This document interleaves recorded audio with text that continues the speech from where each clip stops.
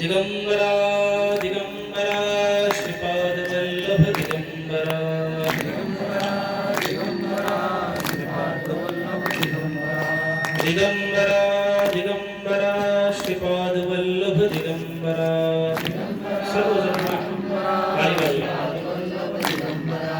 दिगंबरा दिगंबरा श्रीपाद वल्लभ दिगंबरा दिगंबरा दिगंबरा श्रीपाद वल्लभ दिगंबरा दिगंबरा दिगंबरा श्रीपाद वल्लभ दिगंबरा दिगंबरा दिगंबरा श्रीपाद वल्लभ दिगंबरा दिगंबरा दिगंबरा श्रीपाद वल्लभ दिगंबरा पुंडलीक वरदा हरी विठ्ठल श्री ज्ञानदेव श्री पंढरीनाथ भगवान माऊली ज्ञानेश्वर महाराज जगद्गुरु संत तुकाराम महाराज की जय अवधूत चिंतन श्री श्री श्रीपाद वल्लभ श्री स्वामी समर्थ महाराज की जय।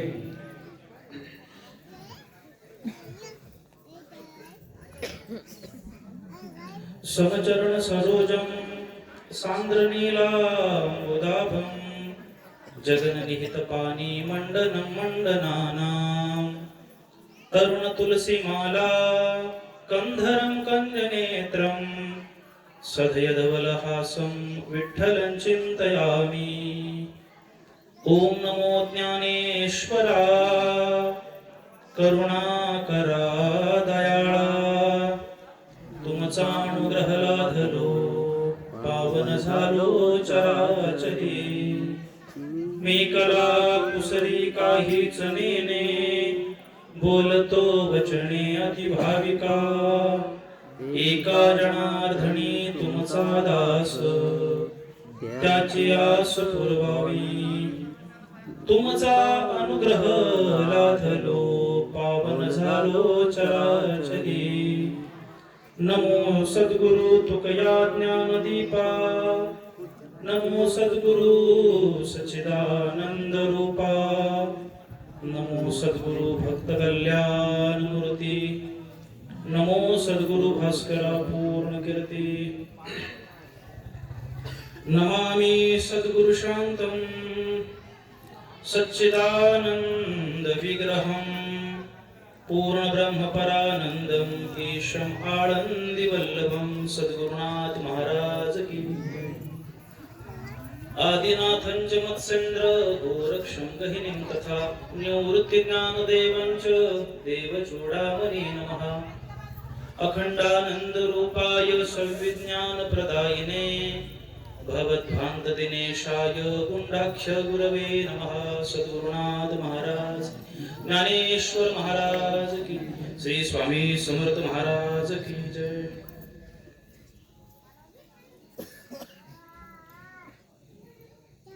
ज्ञानेश्वर महाराजांच्या ज्ञानेश्वरीतील 10व्या अध्यायात 15व्या श्लोकावरती ज्ञानेश्वर महाराजांनी काही चिंतन मांडलेलं आहे। त्याच्यातल्या प्रमुख 2 ओव्या घेऊन आपण आजच्या दत्त जन्म सोहळ्याचं चिंतन करण्याचा प्रयत्न करणार आहोत।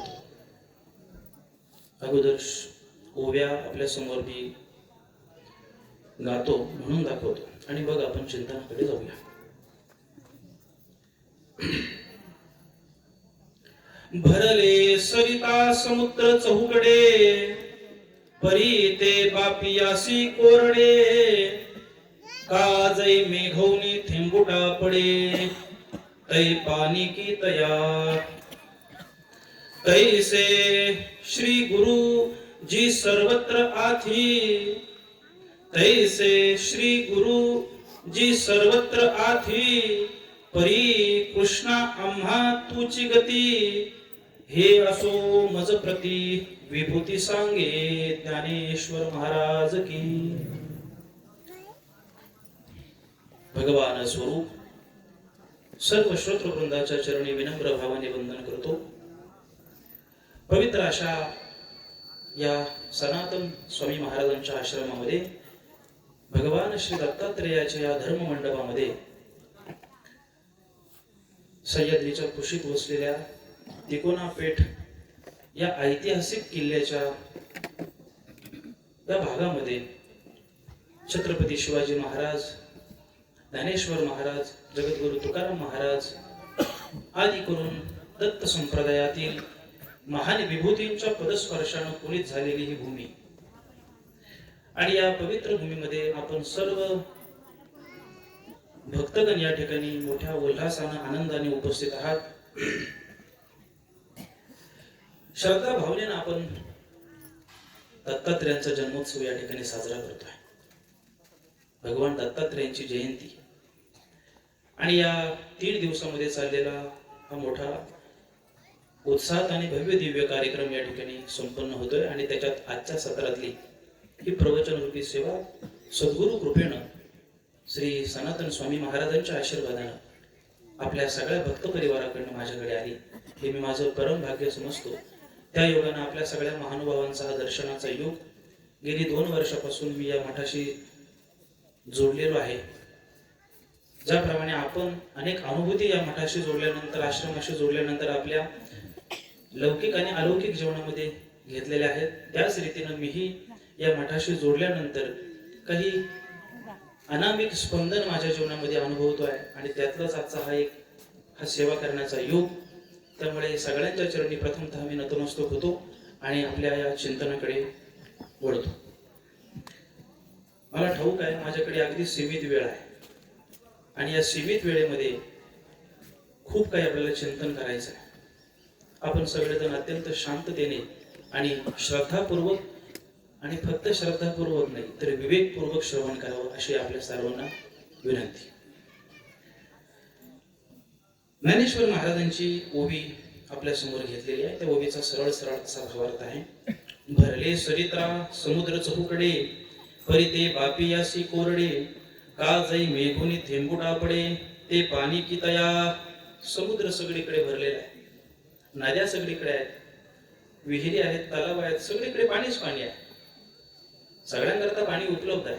पण ज्ञानेश्वर महाराजांनी एक विशेष दृष्टांत दिला.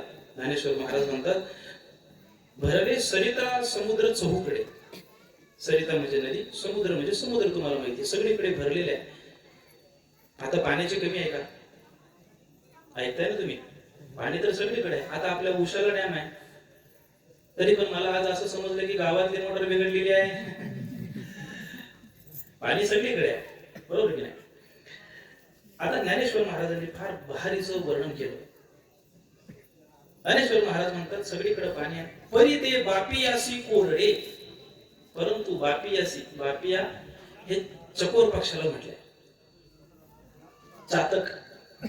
याच्याकरता कोरडे. समुद्र भरलेला असो, नाही तर नदी भरलेली असो, नाही तर विहीर भरलेली असो, पण तो चातक असा पक्षी आहे. पुराणांनी सांगितलेला. तो समुद्रातलं पाणी पित नाही, नदीतलं पाणी पित नाही, ओढ्याचं, नाल्याचं, नळाचं, ॲक्वाचं पाणी पित नाही. ज्ञानेश्वर महाराज म्हणतात, परी ते बापियासी कोरणे, का जे मेघोनी थेंबू टापडे, तै पाणी की तया. या चातकाला ते कोरडेच वाटतात, कारण मेघातून जेव्हा पाणी पडेल तेव्हाच त्याला पाणी पिण्यास मिळणार. चातक असा पक्षी पुराणांनी सांगितलेला. तो फक्त आकाशातून पडलेलं पाणी वरच्यावर झेलतो आणि पितो, तेवढ्यावरच तो त्याचं तहान भागवतो. ज्ञानेश्वर महाराजांची ओवी आहे. आता तुम्ही म्हणाल महाराज दत्त जयंतीचा उत्सव आहे आणि तुम्ही ह्या ओवीचा आम्हाला चातकाचं काही सांगताय, तर ऐका. ज्ञानेश्वर महाराजांनी पुढची ओवी अत्यंत महत्वाची सांगितली. त्या ओवीतला आपल्याला फक्त उत्तरार्ध घ्यायचा आहे. त्या उत्तरार्धामध्ये ज्ञानेश्वर महाराजांनी सांगितलं, कैसे गुरुजी सर्वत्र आधी. काय म्हणतात ज्ञानेश्वर महाराज? म्हणतात त्याप्रमाणे, त्या समुद्राप्रमाणे, पाण्याप्रमाणे गुरुतत्व सर्वत्र विराजमान आहे. तैसे श्री गुरु जी सर्वत्र आधी, सर्वत्र व्याप्त आहे.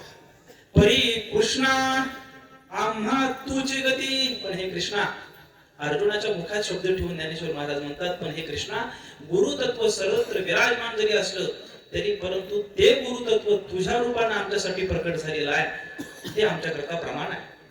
आता त्याचा जो उत्तरार्ध आहे तो पुढच्या श्लोकांसाठी आहे. त्याचा उत्तरार्धाचा भाव आपण कधीतरी भविष्यात पाहू.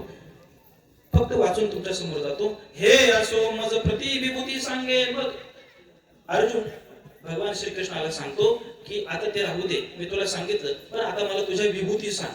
तू कुठल्या कुठल्या रूपाने तुझी भजन पूजन करायचं आम्ही असा विभूती योग सांगितलेला आहे. या ओव्याचा सरळ सरळ मी भावार्थ आपल्या समोर सांगितला. अगदी आपल्या ग्रामीण भाषेत आपल्या समोर सांगून जाईल की गुरुतत्व सर्वत्र विराजमान आहे. अशी जागा नाहीये की तिथं गुरुतत्व नाहीये. प्रत्येक कणातून आपल्याला काही ना काही शिकायला मिळतं. प्रत्येक क्षणातून आपल्याला काही ना काही शिकायला मिळतं. ते शिकवण देणारे कोण आहेत? ते सद्गुरू आहेत. अनंत रूपाने ते नटलेले आहेत. पण अर्जुन म्हणतो की ते अनंत ठिकाणी जरी असले तरी पण माझ्यासाठी तुम्ही समोर आहात. तसं आपल्याला ते गुरुतत्व सगळीकडे जरी विराजमान असलं परंतु ते गुरुतत्व आपल्यासाठी म्हणून त्या रूपात प्रकट झालं ते आपल्यासाठी सद्गुरू आहे. म्हणून हे दत्त गुरूंची जयंती म्हणजे सर्वत्र व्याप्त असलेल्या गुरुतत्वाचं प्राकट्य आहे. निर्गुण निराकार असलेलं गुरुतत्व सगुणामध्ये आलं.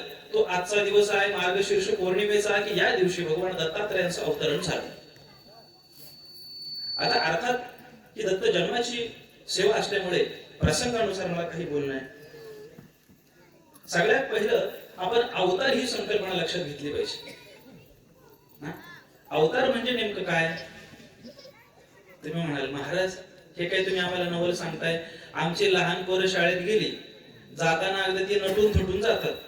त्यांना आम्ही पावडर लावतो, तेल लावतो, भांग व्यवस्थित लावून जातो, वेणी घालून लावतो. लहान लहान मुलं पहिली दुसरीची मुलं असतील मुली असेल फार नटून थटून जातात. आणि जेव्हा ती घरी येतात तेव्हा आल्या आल्या आम्ही त्यांना म्हणतो काय रे हा अवतार असंच म्हणता की नाही. जाताना एक असतो आणि येताना एक वेगळाच असतो. असा अवतार आहे का? हा त्याचा अर्थ आहे का? आपल्या ग्रामीण भाषेतला आपण बोलून जातो म्हणून झालो. पण अवतार ही संकल्पना फार विशेषत्वाची आहे बरं का. अवतार म्हणजे अवतीर्ण होणे. अवतीर्ण तुम्हाला माहिती आहे का? परीक्षा दिल्यानंतर जो पास होतो तो काय झाला? नापास पण नाही. पास झाल्यानंतर परीक्षा दिली शाळेची कॉलेजची काहीतरी आणि मग त्याचा रिझल्ट आला. रिझल्ट आल्यानंतर त्या सर्टिफिकेट वगैरे अमुक अमुक लिहिलं आणि त्याच्यावर खाली मराठी भाषेमध्ये पास असं लिहितात. झोपले नाही ना तुम्ही? मराठी भाषेत पास हा शब्द आहे. पास हा इंग्रजी शब्द आहे. शुद्ध मराठी संस्कृत शब्द काय? उत्तीर्ण होणं. हा असं जरा बोललं की मग प्रवचन करायला वाटतं की नाही आपलं जरा पटतंय बरं का. उत्तीर्ण म्हणजे काय? खालून वर जाणं. म्हणजे जर तो एका समजा उदाहरणार्थ 5वीच्या वर्गामध्ये आहे तर तो जेव्हा उत्तीर्ण होईल तेव्हा तो 6वीच्या वर्गात जाईल. 10वीला असेल तर 11वीच्या वर्गात जाईल. डिग्रीला असेल तर त्याचा काही पुढचा कोर्स असेल त्याची तशी डिग्री मिळेल. म्हणजे तो झाला उत्तीर्ण. खालून वर जाणं याचं नाव उत्तीर्ण. पण अवतीर्ण वरून खाली येणं. अवतार ही संकल्पना समजून घेताना आम्हाला हा शब्द समजायला पाहिजे. अवतीर्ण वरून खाली येणं. आता हे लक्षात घ्या बरं. अवतार ही संकल्पना मी तुमच्या समोर मांडतोय. वरून खाली येणं म्हणजे शक्तीच्या, सामर्थ्याच्या, बोधाच्या, अनुभूतीच्या, सामर्थ्याच्या उच्च कोटीच्या स्तरावर असलेली व्यक्ती जेव्हा सामान्य स्तरावरती येते तेव्हा त्याला अवतीर्ण असं म्हणतात. परमात्मा स्वरूप निर्गुण निराकार आहे, सर्व शक्तिमान आहे. अशी जागा नाही की तिथे नाहीये. तुकाराम महाराज म्हणतात विठ्ठल जडी स्थळी भरला रीता ठाव नाही उरला. आज या दृष्टीने पाहिला विठ्ठलाची विठ्ठल. गीतेमध्ये भगवंताला विचारलं की बाबा तुला नेमकं शोधायचं कुठं? आपण सगळे देव शोधायला निघालो की नाही? मी तुम्हाला सांगू देवाचं पात्र देऊ तुम्हाला माझ्याकडे आहे. खरंच आहे माझ्याकडे आहे. म्हणजे गीतेत सांगितले म्हणून सांगतात. मी कुठला आलो टिकोजीराव सांगणारा.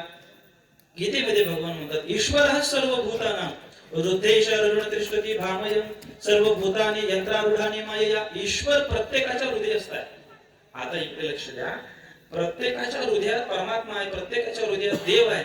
परंतु त्या देवाची ओळख करून देण्याकरता पण देवाला अवतार घ्यावा लागलाय.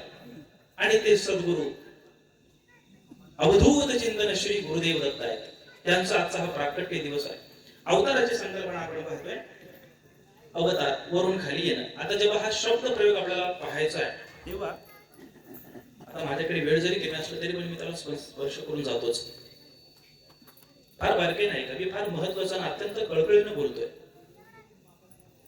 आपलं जे मराठी वाङ्मय आहे किंवा संस्कृत वाङ्मय, सनातन वैदिक हिंदू धर्म संस्कृतीचं जे काही वाङ्मय आहे ते समजून घेण्याकरता थोडा व्याकरणाचा भाग आपल्याला लक्षात घ्यावा लागेल. जेव्हा शब्दांचा अर्थ आपल्याला लक्षात घ्यायचा आहे. तो अर्थ प्रकट करण्याकरता शब्दाच्या अंगी दोन वृत्ती असतात. एक शब्द वृत्ती आहे आणि दुसरी लक्षण वृत्ती आहे. शब्द वृत्तीला शक्ती वृत्ती म्हणतात आणि दुसरी जी आहे ती लक्षण वृत्ती आहे. शब्द वृत्ती किंवा शक्ती वृत्ती म्हणजे काय, जसं बोलेल त्याचा तसाच अर्थ घ्यायचा असतो. आपण म्हटलं की पाणी घेऊन या, याचा अर्थ काय, याचा अर्थ काय, पाणी घेऊन या. थोडा चहा ठेवा, याचा अर्थ चहा ठेवा. त्या चहामध्ये थोडी साखर कमी घाला, याचा अर्थ काय, कमी घाला. सरळ सरळ अर्थ आहे ना, नाही का. तर याला फार विस्तारित करत नाही. याला शक्ती वृत्ती म्हणतात. जसं बोलू तसा ऍज इट इज त्याचा अर्थ घेणं, याला शक्ती प्रवृत्ती वृत्ती म्हणतात. आता लक्षण वृत्ती जी आहे त्याच्यामध्ये तीन भेद पडतात. थोडं 5 मिनिटं जवळ जायला ऐकायला, पण ते ऐकलं पाहिजे आणि प्रवचन अशीच ऐकावी. लक्षण वृत्तीचे 3 प्रकार आहेत. एक आहे पहिली ती जहद लक्षणा, दुसरी अजहद लक्षणा आणि तिसरी जहद जहद लक्षणा. जहद लक्षणा म्हणजे काय, तर त्याचा शब्दार्थ सोडून त्याचा लक्षार्थ लक्षात घेणं, वाच्यार्थ सोडून त्याचा जो गुणार्थ आहे तो लक्षात घेणं. उदाहरणाला पटकन कळून येईल. उदाहरण काय त्याला, की बाबा आता आम्हाला एखाद्या गावाला जायचं आहे आपल्याला आणि अनोळखी माणसं आहेत. आपल्याला तिथं काही पत्ता माहिती नाही. एखाद्या पाहुण्याकडे गेलो, अमुक अमुक पाहुण्याकडे गेलो, त्या गावाच्या ठिकाणी गेलो आणि आता त्या चौकातून एखाद्याला विचारलं रस्ता की अमुक अमुक बाबा ते दिलीप महाराजांचं घर कुठं आहे. मग त्यांनी सांगितलं असं. तो वाट सोडून सांगतो आपल्याला कोणीतरी की पुढे गेली की डाव्या हाताला वळा, उजव्या हाताला वळा आणि पुढे गेल्यानंतर नदी लागेल, त्या नदीवरच दिलीप महाराजांचं घर आहे. काय म्हटले ते, नदीवरच दिलीप महाराजांचं घर आहे. आता दिलीप महाराजांच्या घरी जायचं म्हणजे तुम्हाला काय करावं लागेल, एक तर होडी करावी लागेल किंवा पोहून पोहून नदी आपली झाले. नदीवर म्हणजे नदी पाण्यात घर आलं ना, असं त्याचा अर्थ होतो का. नदीवर घर आहे हे सांगितल्यानंतर तुम्ही लक्षात काय घेता, पाण्यात घर आहे त्याच्या बाजूला, नदीवर म्हणजे नदीच्या कडेला, असा त्याचा अर्थ आहे. शब्दार्थ पाहायला गेलं तर पाण्यात, पण आपण तिथं तो गौण करतो, शब्दार्थ घेत नाही, आपण लक्षार्थ घेतो. त्याला जहद लक्षणा असं म्हणतात. दुसरा जो आहे तो अजहद लक्षणा. याच्यामध्ये काही शब्दार्थ घेतला जातो आणि बाकीचा लक्षार्थ घेतला जातो. त्याचं उदाहरण काय बरं, आता आपल्याकडे आपला जसा हा पवन मावळचा भाग जर पाहितला आपण, तर हा 2 गोष्टींकरता प्रसिद्ध आहे. माहिती आहे कुठल्या कुठल्या, म्हणे महाराज तुम्ही पण मावळातले आहात आणि आम्हाला काही प्रश्न विचारता. आपला हा जो पवन मावळचा परिसर आहे 2 गोष्टींकरता प्रसिद्ध आहे समग्र महाराष्ट्रामध्ये. त्यात पहिला नंबर येतो ते आपल्या इकडचं जागर भजन, जागर भजन. आणि दुसरा मुद्दा येतो तो पवन मावळातले पैलवान. आता मागच्या 2-3 वर्षापूर्वी आपल्याकडे नाही का केंद्र स्तरावरती गेले खेळायला खेळाडू. मी काय सांगायला लागलो, त्याचबरोबर आपल्याकडल्या लोकांना बैलगाड्यांचा पण छंद आहे. जशी बैलगाडा शर्यत असते तशी घोड्यांची पण शर्यत असते. शास्त्रकारांनी एक उदाहरण दिलं, म्हणजे घोड्यांची एक शर्यत होती आणि त्या घोड्यांच्या शर्यतीमध्ये सगळ्या प्रकारचे घोडे, म्हणजे आता घोड्यांचे कलर वेगवेगळे असतात. रंग तांबड्या रंगाचा असतो, पांढऱ्या रंगाचा असतो, काळ्या रंगाचा पण असतो, संमिश्र रंगाचा पण असतो. आता ती घोड्यांची स्पर्धा भरलेली आहे आणि आजूबाजूला सगळी लोक अशी उभी राहिलेली आहेत आणि त्याच्यामध्ये एखादा बुटका माणूस आहे, तो ते पाहायला बसलेला आहे, उभा राहिलेला आहे. पण त्या उंच माणसांच्या मुळे त्याला ते पाहता येत नाही. पण त्यानं थोडं डोकवून पाहिलं तर आतमध्ये काळा, पांढरा, तांबडा असे घोडे आहेत. आणि जेव्हा तो झेंडावाल्यांनी सिग्नल दिला आणि बैलांची शर्यत, घोड्यांची शर्यत चालू झाली, तेव्हा आता त्या बुटक्या माणसाला पुढचं दिसत नाही. म्हणून त्यानं जो उंच माणूस आहे त्याला विचारलं, अहो कोणता पुढे पडतोय. मग तो सांगतो लाल पुढे पडतोय, असं सांगणार ना. आता लाल पुढे पडतोय याचा अर्थ काय, लाल रंग घेणार का तुम्ही, याचा अर्थ काय घेणार. लाल पुढे पडतोय तिथं त्या स्थळ काळाला अनुसरून काय झालं की लाल घोडा पुढे पडतोय. तो स्पष्टपणे घोडा म्हटलाय का, तरी पण तुम्ही लक्षात काय घेतलं, लाल म्हणला. या स्थळाला अनुसरून लाल हा काय घोडा आहे. ही अजहद लक्षण आहे. शब्दार्थ थोडा घ्यायचा आहे पण लक्षात अधिक घ्यायचा आहे. तिसरी जी गोष्ट आहे जहद जहद लक्षणा, याच्यामध्ये शब्दार्थही थोडा थोडा घ्यायचा आहे आणि लक्षार्थही थोडा थोडा घ्यायचा आहे. उदाहरणार्थ काय, मुंबईला आपण अचानक गेलो आणि 10-15 वर्षापूर्वी पाहिलेला एखादा माणूस आपल्याला तिथे भेटला आणि आपण लांबून करून पाहिलं आणि आपल्या सहकार्याला सांगितलं, अरे तो काय, तो हा तोच राम भाऊ दिसतोय, हा तोच राम भाऊ दिसतोय. तर हा आणि तो, हा म्हणजे कोण आता वर्तमानात आहे तो, आणि तो म्हणजे कोण की 10 वर्षापूर्वी ज्याला आम्ही गावाकडे बघितलं होता तो अचानक मला मुंबईला दिसला. हा आणि तो याचा अन्वय लावला आणि तोच रामभाऊ. रामभाऊ एकच आहे पण हा मध्ये आणि तो मध्ये फरक आहे. आता मी तुम्हाला सांगून जाईल. परवलीचा अभंग आहे वारकरी पंथामध्ये. रूप पाहता लोचनी सुख झाले हो साजने, तो हा विठ्ठल बरवा. काय म्हटले ज्ञानेश्वर महाराज? तो म्हणजे काय? त्यांनी जो ध्यानामध्ये पाहिलेला आहे, त्यांनी जो अनुभवलेला आहे, अनुभूतीच्या स्तरावरतीच्या परमात्म्याला पाहिलं, तोच हा आहे. तो विठ्ठल विठेवरती उभा आहे असा त्याचा अन्वय लावला गेला. मी काय सांगतोय? 3 स्तरातून लक्षणं वृत्ती आपल्या समोर सांगितली. एक जी आहे ती जहद लक्षणा, अजहद लक्षणा, जहद जहद लक्षणा. हे कशा करता एवढे विस्तरित केलं? आपल्याला अवतार ही संकल्पना पाहिजे. दत्तगुरूंचा अवतार झाला म्हणजे नेमकं काय झालं? दत्तगुरूंचा अवतार झाला म्हणजे निर्गुण परमात्मा असलेला जो आहे तो प्रकट झाला, तो सगुणामध्ये आला. पण येताना पुराणांनी त्याच्या फार रंजक कथा सांगितलेल्या आहेत. आता आपल्या समोर दत्तगुरूंचं स्वरूप आणलं की आपल्या डोळ्यासमोर काय येतं? ब्रह्मा विष्णू आणि महेश्वर सामोरी बसले, मला हे दत्तगुरु दिसले, मला हे दत्तगुरु दिसले. हे किती वर्णन केलं तुकाराम महाराजांनी? कधी गोड वर्णन केलं. 3 शिरे 6 हात, काय म्हणले? 3 शिरे 6 हात, तया माझे दंडवत, काखे झोळी पुढे श्वान. खूप मोठा अभंग येतो. नित्य जान्हवीचे स्नान. इकडे लक्ष द्या. मी दत्तगुरूंचं आपल्याला स्थूलात दिसणारं रूप आणि दत्तगुरूंचं अध्यात्माला अभिप्रेत असलेलं रूप याच्या संबंधाने बोलतोय.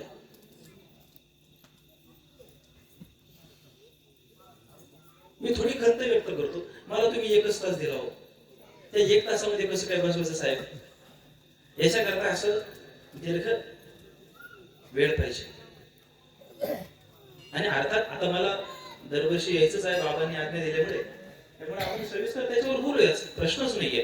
पण या चिंतनाला जर दीर्घ करता आलं, या चिंतनाचा जो कालावधी आहे तो थोडा आपल्याला काही बसवता आला, तर मी आपल्या सगळ्या यजमानांना आणि सगळ्या भक्त परिवाराला प्रार्थना करेल की याच्यावर विचार व्हावा, की जेणेकरून आपल्याला हे तत्वबोध ही आपली परंपरा सद्गुरूंचा उपदेशाच्या संबंधानं अधिक काही आपल्याला चिंतन करता येईल आणि विवेकानं आपल्याला भक्ती मार्गाचं अनुसरण करता येईल.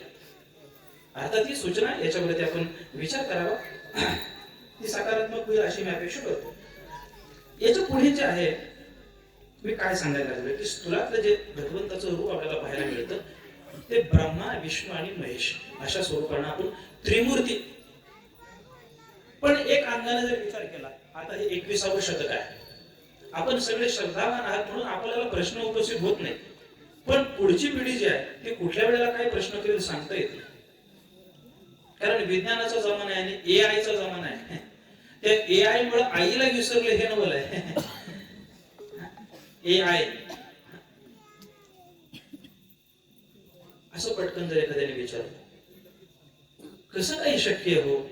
3 तोंडाचा मनुष्य आजपर्यंत आम्ही बघितलेलं नाहीये. बघितलंय 3 तोंड असलेला? दाखवा बरं आम्हाला, तुम्हाला आमचं तुमचं दत्ताचं रूप आम्हाला 3 तोंडाचं दाखवा. पुराण म्हणजे तुमचे काही पण सांगतात म्हणजे त्या पुराणामध्ये तुम्ही सांगितलं की रावणाला किती तोंड आहे? किती? 10 तोंड. आता असा एखादा जो अपात्र आहे म्हणा किंवा त्याच्यापर्यंत ती विचारधारा पोहोचलेली नाही, तो असा कोणी प्रश्न करू शकतो. आम्हाला तर किती प्रश्न विचारतात, काय सांगायचंय? एकानं प्रश्न केला म्हणजे महाराज तुम्ही म्हणता रावणाला 10 तोंड आहे, पण मला प्रश्न पडलाय 10 तोंड आहे मग तो जेव्हा कुशी झोपत असेल तेव्हा कसं झोपत असेल? प्रश्न आहे त्याचा. मी म्हटलं तुला काय करायचंय? तो त्याला 10 तोंड असून तर शंकर असो, त्याला 10 तोंड आहे, नाही पण तो झोपत कसा असेल? तू कशाला त्रास करून घेतो? त्यानं त्याच्या बेडरूम मध्ये अशी खोली केलेली आहे, म्हणजे खोली म्हणजे खोल खड्डा केलेला आहे असा, ज्याच्यावर त्याला कुशी झोपायचं तेव्हा ते 10 तोंड खाली करतो पाच आणि मग झोपतो. बस समाधान झालं तुझं? अशांना अशीच उत्तर द्यावी लागतात.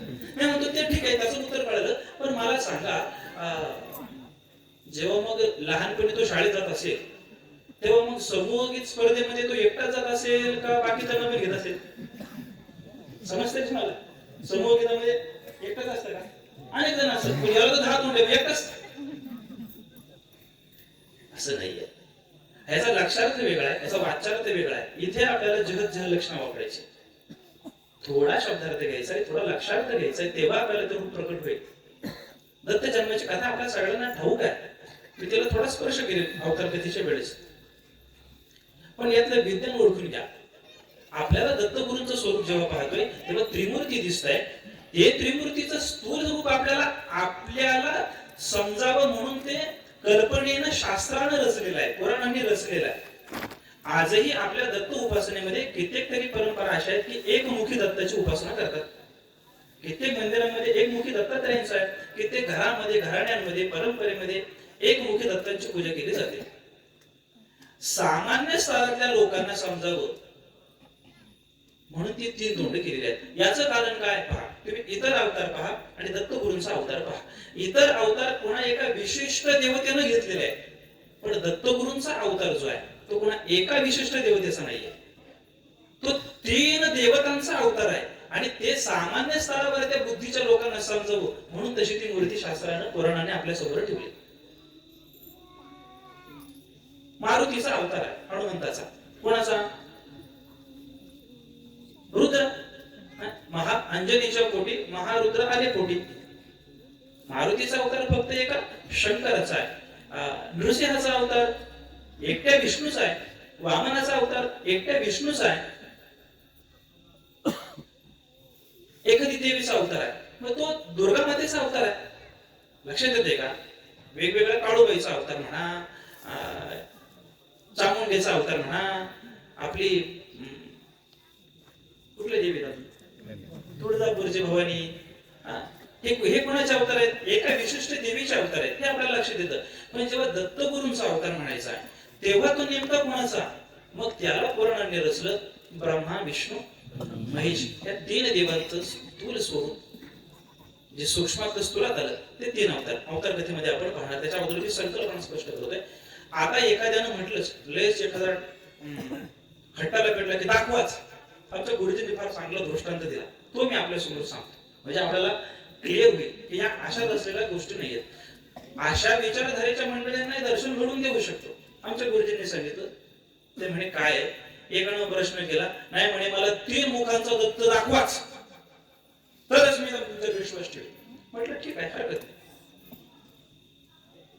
पुण्यात राहणारे होते ते, आणि पुण्यामध्ये सगळ्यात जास्त ट्रॉफिक कुठल्या एरियामध्ये असते? आता मला कोथरूड माहितीये, चांदणी चौक. आता झाले जरा मोकळं, पण तरी सुद्धा तो असा त्यांनी काही सापळा रचलाय की नेमकं जायचं कुठं, हे मुळशीला जायला रस्ता कुठे, पुण्याला जायला कुठे, मावळा तिकडं मुंबईला यायला कुठे, हे काही समजत नाही. अशा त्या चौकाच्या सिग्नल मध्ये ते थांबलेले आहेत. आता सिग्नल पुण्यातलं म्हणजे काय, त्या गणितावरती आकडा असतो त्यांचा, सेकंदावरती. सिग्नलला 5 सेकंद अगोदरच गाड्या सुटतात, इतकी घाई असते. पुणे तेथे काय होऊ नये. पुणे म्हणजे काय, मोठं नवलेच आहे पुणे. तर पुण्यावरून आठवलं तर पुण्याला आम्ही एकदा गेलो होतो. एका यजमानाच्या घरी चहा प्यायला नेला आम्हाला, आणि चहा प्यायला आम्ही गेलो. ज्यांच्या घरी गेलो ते पेपर वाचत होते आणि त्या महाराजांबरोबर गेलो, त्यांच्यावर आम्ही शेजारी बसलो. आता माझं लक्ष त्या पेपर वाचणाऱ्या यजमानाकडं, त्यांचं लक्ष पेपरमध्ये. यांनी खुणवलं, अहो महाराज आले, येऊ द्या की. सदाशिव पेठ येऊ द्या म्हणे. नमस्कार केलं, झालं. मी ज्यांनी नेलं होतं त्यांनी त्यांच्या घरातल्या मंडळींना आवाज दिला, म्हणजे महाराज आले, थोडे चहा पाण्याचं बघा. हो हो आलंच घेऊन म्हणे.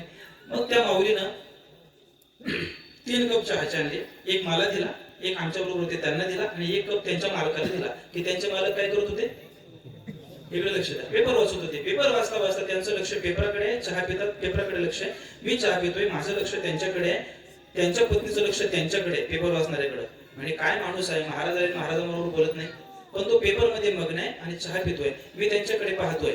असं चाललेलं असताना चहा पिता पिता कप खाली पडला, आणि तो खाली पडलेला कप लवडला, चहा सांडला, पण फुटला नाही.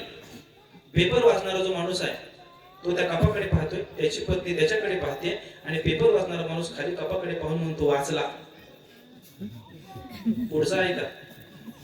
वाचला. त्याची बायको त्याच्याकडे पाहून म्हणते वाचला नाही, वाचलास. इथे पुणे, पुणे तिथे काय गुन्हे?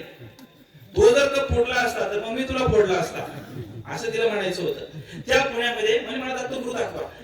आमच्या गुरुजींनी सांगितलं म्हणजे ठीक आहे, एक काम करा, चला सिग्नलला जाऊया. आता सिग्नल सुटला की एकदम धावत असतात गाड्या.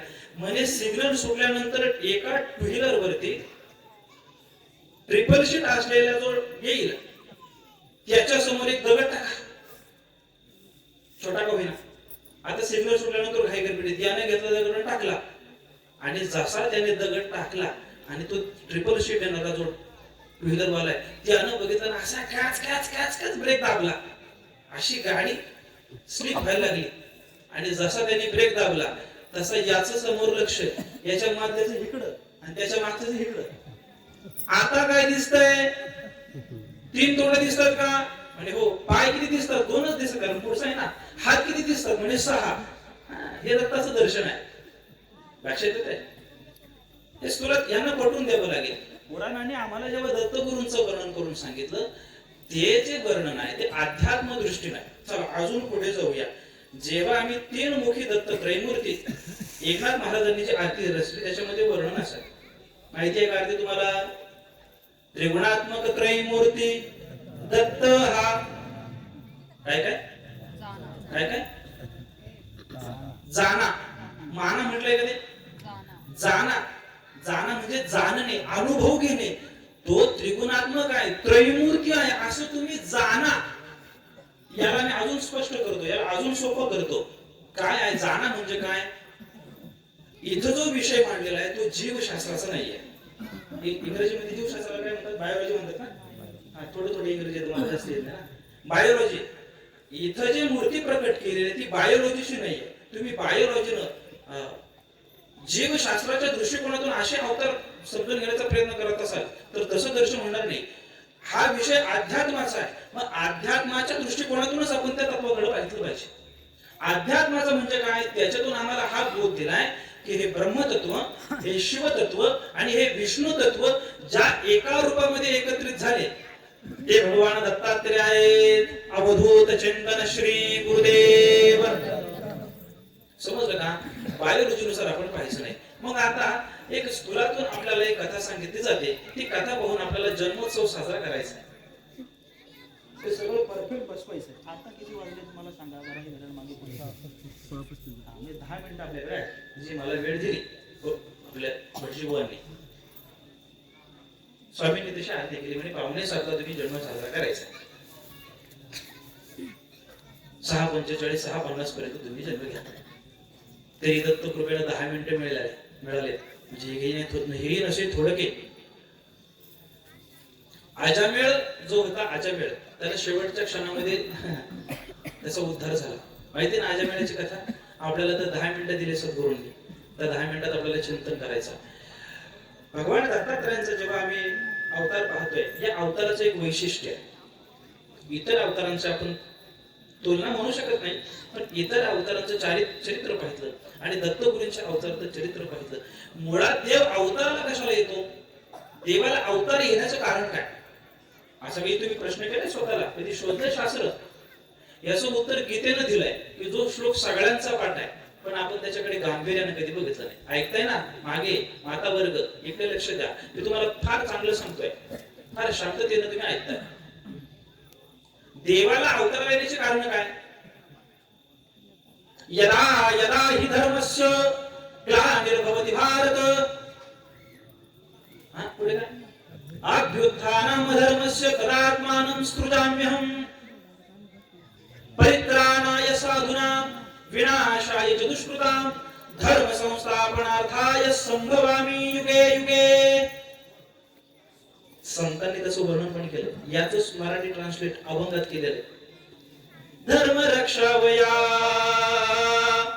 अवतार घेसी, धर्म रक्षावया अवतार घेसी, आपुल्या पाळी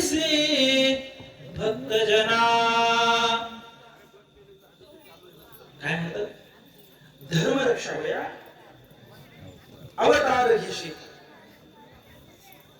आपल्या पाळीशी भक्तजना अंबरीशासाठी गर्भसोशी ये रे अंबरीशासाठी गर्भसोशी ये रे दुष्ट निर्दाळी रे किती एक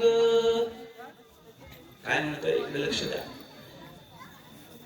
देवाला अवताराला येण्याची तीनच कारण आहे. धर्माची संस्थापना, दुसरी गोष्ट दुष्टांचा नाश आणि तिसरी गोष्ट सज्जनांचं भक्तांचं रक्षण. आता इतर अवतारांचं थोडं बाजूला ठेवूया.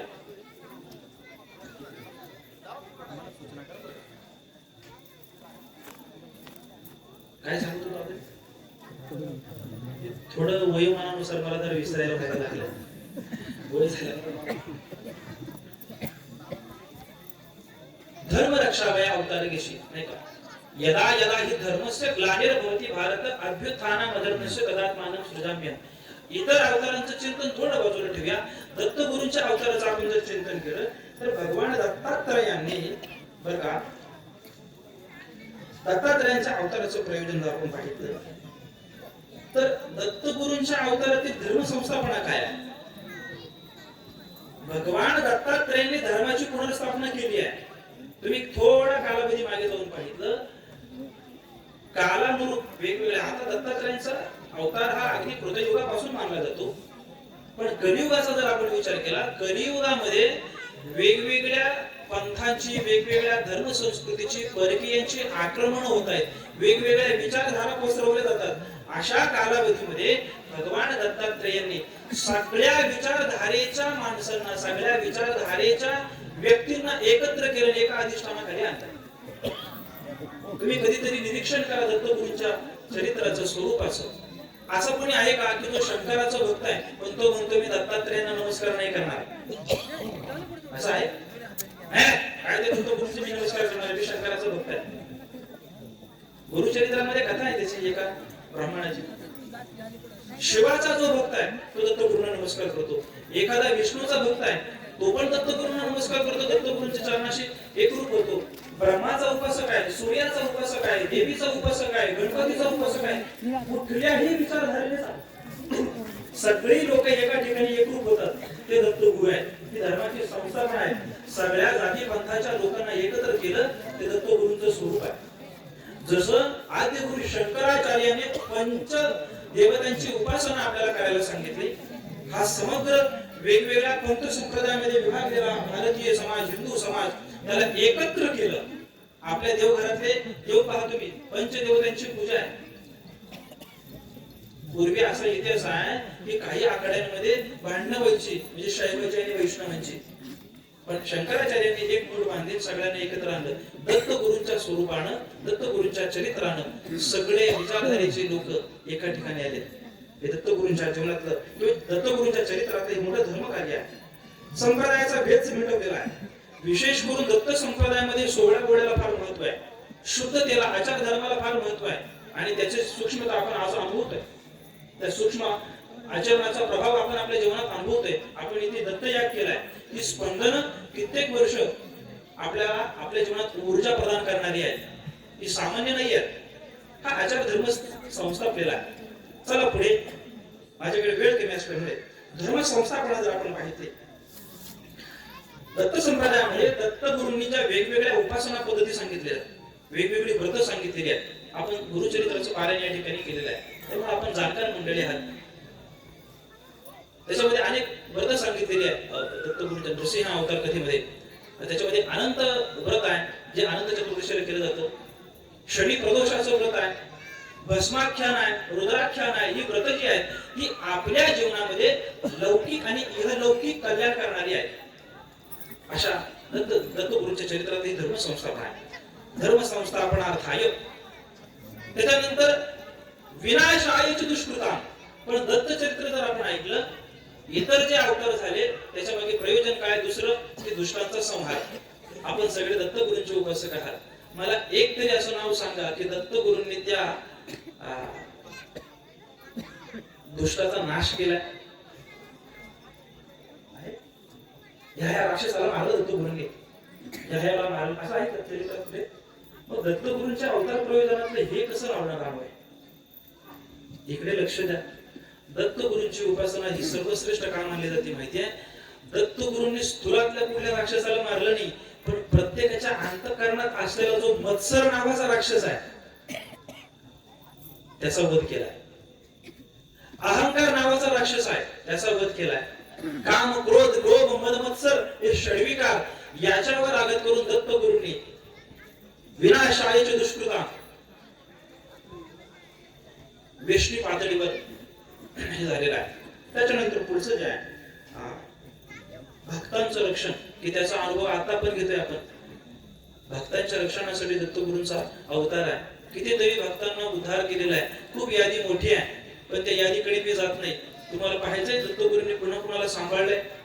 मी सांगू, इथं उपस्थित असलेल्या सगळ्यांना दत्तगुरूंनी सांभाळलंय. अजून कोणाला सांभाळायला पाहिजे? दत्तगुरूंच्या कृपाशीर्वादाने आपण इथं आहोत. हे आपल्या येण्याने आपण आलेलो नाहीये. आपल्याला कोणाला पत्रिका पाठवली का या असं पाठवलंय का? दत्तगुरूंच्या प्रेरणेने इथं पण आलोय. दत्तगुरूंनी आपल्याला या सत्संगात आणले, या धर्म मंडपात आणले. ही दत्तगुरूंची कृपा आहे. मी मागच्या वेळेस बोलून गेलो होतो, एका दिवसात सरासरी 3 लाख मृत्यू होतात. आपल्या दत्तगुरूंची कृपा माना, त्या 3 लाखांच्या यादीमध्ये आपलं अजून नाव नाही. लाडक्या बहीण योजनेच्या यादीत तुमचं नाव असेल ही चांगली गोष्ट आहे. पण सगळ्यात चांगली गोष्ट ही आहे की तो हप्ता तुम्हाला आता मिळतोय. अशा रीतीने दत्तगुरूंचं हे आपण चरित्राच्या संतांनी वर्णन केलेलं, की धर्माचं पुनर्स्थापन, दुष्टांचा संहार आणि भक्तांचं रक्षण, अशा रीतीने दत्तगुरूंच्या या अलौकिक दिव्य चरित्राचं आपण चिंतन पाहतोय. ही जी ओवी घेतलेली आहे त्या ओवीचा परामर्श हाच आहे. ज्ञानेश्वर महाराजांनी पुन्हा या ओवीकडे जाऊन आपल्याला दत्तगुरूंचा जन्मोत्सव साजरा करायचा आहे. हे जे काही चिंतन केलंय हे या ओवीला आधारभूत मानून केले. ईश्वरीय तत्व, गुरु तत्व सर्वत्र विराजमान आहे, सर्वत्र. ज्ञानेश्वर महाराजांनी एका ठिकाणी सांगितलं, जे जे भेटे भूत ते ते मानिजे भगवंत, हा भक्तियोग निश्चित जाण माझा. जो जो जयाचा घेतला गुण, काय म्हणतात? जो जो जयाचा घेतला गुण, तो तो म्या गुरु केला जाण, म्हणून आले गुरुसे अपारपण. जिथून आपल्याला जे काही शिकायला मिळतं, ते शिकायला जिथून मिळालं ते स्वरूप दत्तगुरूंचं आहे. आदि गुरु म्हणून त्यांना म्हटलं जातं. अशा दत्तात्रेय महाराजांचं अस्तित्व चराचरामध्ये आहे. परंतु चातकाला जसं आकाशातलंच पाणी आपल्या करता प्रकट होतं, तसं सूक्ष्मामध्ये सर्वत्र व्याप्त असलेले श्री गुरु आपल्या करता स्थूल देहात येतात. ते भगवान दत्तात्रेय आहे. मग तुमच्या माझ्या करता ते दत्तात्रेय गुरु आपल्याला सनातन स्वामी महाराजांच्या रूपाने प्राप्त झाले. ते ईश्वरीय गुरुतत्व त्यांच्या रूपाने आपल्या समोर प्रकट झालं. मी थोडं सोपं बोलू का? हे असं कसं काय म्हणायचं?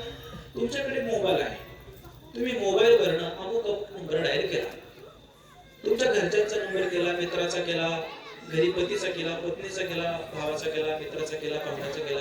ज्याचा नंबर डायल करेल त्यालाच नंबर लागतो की नाही? कधी कधी क्रॉस होतं, पण त्याची वारंवारता कमी आहे. ज्याचा नंबर डायल करेल त्यालाच फोन लागतो की नाही? तो कशामुळे लागला? कारण तुम्ही तोच नंबर डायल केला म्हणून तर लागला. जगामध्ये असंख्य नंबर आहेत, त्या लहरी सगळीकडे फिरता येतात. आपल्या खिशातून सगळीकडेच कनेक्टिव्हिटी त्याची आहे. पण जेव्हा आम्ही विशिष्ट नंबर दाबतो तेव्हा त्याच्याशीच कनेक्ट होतं. लहरी सगळीकडे आहे, पण ज्याच्याशी आमचा कनेक्ट होईल त्याच्याशी संवाद होईल. तसं गुरुतत्व सर्वत्र आहे, पण आपल्या करता त्यांचा नंबर आणि आपला नंबर मॅच झाला की आपल्या करता गुरु प्रकट झाले. आणि तो हा आजचा दिवस आहे. अवधूत चिंतन श्री गुरुदेव दत्त. काय आज्ञा आहे पुढची आम्हाला सूचित करा पाटील. मला तुम्ही पूर्ण स्वातंत्र्य बाहेर केलं असतं ना, मग मी बरोबर चाललो असतो. पण मला तुम्ही चौकटीत ठेवल्यामुळं मला त्या चौकटीच्या बाहेर जाता येणार. हो, म्हणून तर मी म्हटलं की आता पावणेसात झाले ना, त्या वेळेत आता पुढचा सोपस्कार जो आहे तो करायचा आहे. बऱ्या प्रमाणात मी या ओवीच्या आधारे हे विकथन केलेलं आहे. दत्तगुरूंच्या जन्माचं थोडं आख्यान अगदी 2-3 मिनिटात आपण बघूया आणि त्या आख्यानामध्येच दत्तगुरूंचा झालं ना. हा, मग आता जन्मोत्सव आपण साजरा करणार आहोत. तर नामघोष करून पुष्प उधळायचे आहेत. दत्तगुरूंचा जन्म झालेला आहे. नेहमीप्रमाणे जशी तुम्ही गजर करायची.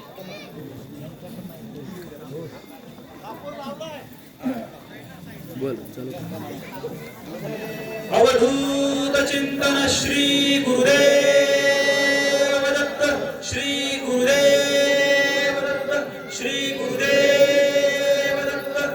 दिगंबरा दिगंबरा श्रीपाद वल्लभ दिगंबरा, दिगंबरा श्रीपाद वल्लभ दिगंबरा, दिगंबरा दिगंबरा श्रीपाद वल्लभ दिगंबरा, दिगंबरा श्रीपाद वल्लभ दिगंबरा, श्रीपाद वल्लभ दिगंबरा, दिगंबरा दिगंबरा श्रीपाद वल्लभ दिगंबरा, दिगंबरा दिगंबरा श्रीपाद वल्लभ दिगंबरा, दिगंबरा दिगंबरा श्रीपाद वल्लभ दिगंबरा, दिगंबरा दिगंबरा श्रीपाद वल्लभ दिगंबरा. श्री स्वामी समर्थ जय जय स्वामी समर्थ, श्री स्वामी समर्थ जय जय स्वामी समर्थ, श्री स्वामी समर्थ जय जय स्वामी समर्थ, श्री स्वामी समर्थ जय जय स्वामी समर्थ, श्री स्वामी समर्थ जय जय स्वामी समर्थ, श्री स्वामी समर्थ जय जय स्वामी समर्थ, श्री स्वामी समर्थ जय जय स्वामी समर्थ, श्री स्वामी समर्थ जय जय स्वामी समर्थ. दिगंबरा दिगंबरा श्रीपाद वल्लभ दिगंबरा, दिगंबरा दिगंबरा श्रीपाद वल्लभ दिगंबरा, दिगंबरा दिगंबरा श्रीपाद वल्लभ दिगंबरा, दिगंबरा दिगंबरा श्रीपाद वल्लभ दिगंबरा. आता सर्वांना विनंती आहे, आता पाळणा होईल आणि पाळणा झाल्यानंतर मग आरती होईल.